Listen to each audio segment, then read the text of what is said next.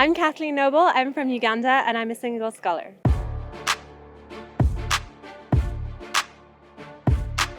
I was born in Uganda. My parents are both Irish and they moved to Uganda about 31 years ago. And I spent my whole childhood in Uganda all through secondary school. It was interesting growing up because when I was in Uganda and people asked where I was from, I would say I was from Ireland. And then in Ireland, people would ask where I was from and I would say I was from Uganda. But I think as I've gotten more into competing for Uganda, rowing for Uganda, that has definitely consolidated my identity as feeling more Ugandan. I learned to scull on Lake Victoria.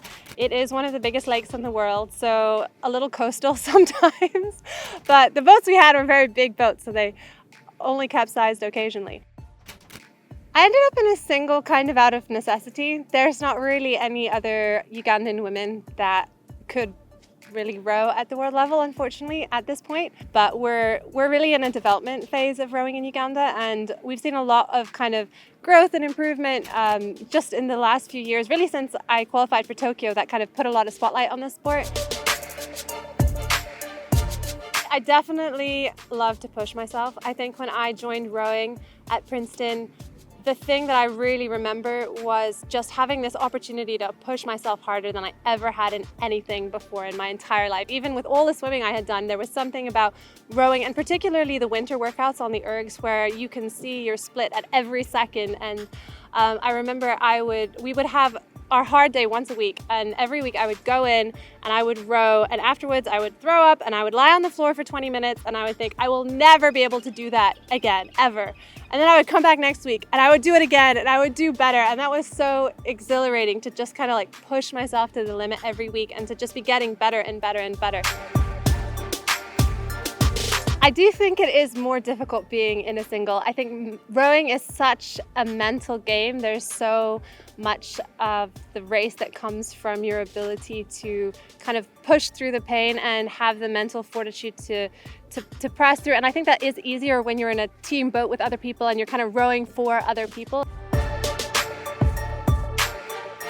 I have really enjoyed the opportunity to invest in rowing in Uganda, and it wasn't something I would have expected if you told me, 10 years ago that that's what I would be doing, but it has been really cool just to see the athletes who have a lot of passion and have a lot of drive, but there's just not a lot of resources, and so to be able to kind of organize events for people. So we had 2 rowing camps that I organized that were kind of multi-day rowing camps and regattas, and just to see how much fun people had with that and how much enthusiasm there was really cool. We have a long way to go, especially around equipment and just kind of like governance and structure and opportunities for athletes back home. But I'm excited to continue being a part of that. And I think after Paris, that definitely is going to be my last Olympics, and so I'm hoping to be involved with trying to get another Ugandan athlete to qualify for LA, hopefully.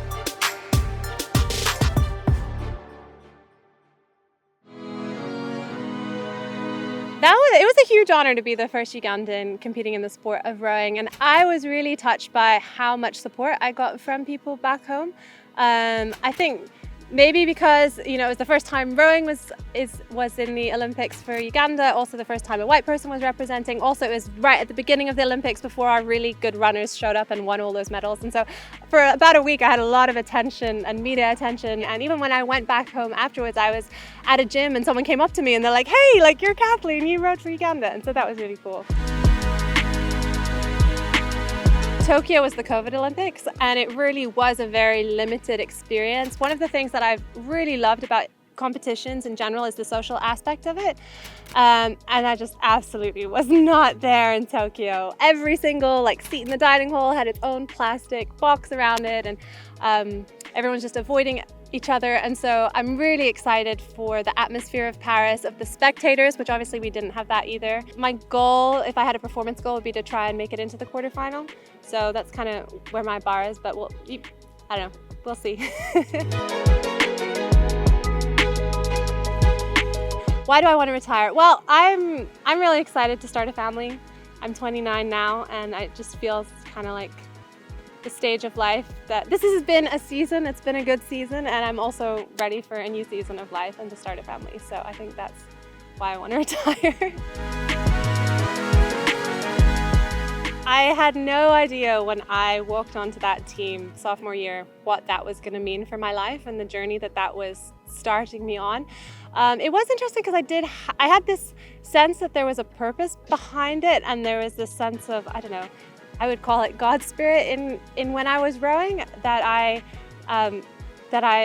felt, and I wasn't really sure where that was going. And then when I got the invitation to row with the Ugandan national team, and I actually took a semester off from school and was back home rowing in Uganda. That's where I learned to scull. Yeah, it's just been it's been a long journey, not always an easy journey, but I'm really grateful for the opportunities that rowing has offered me.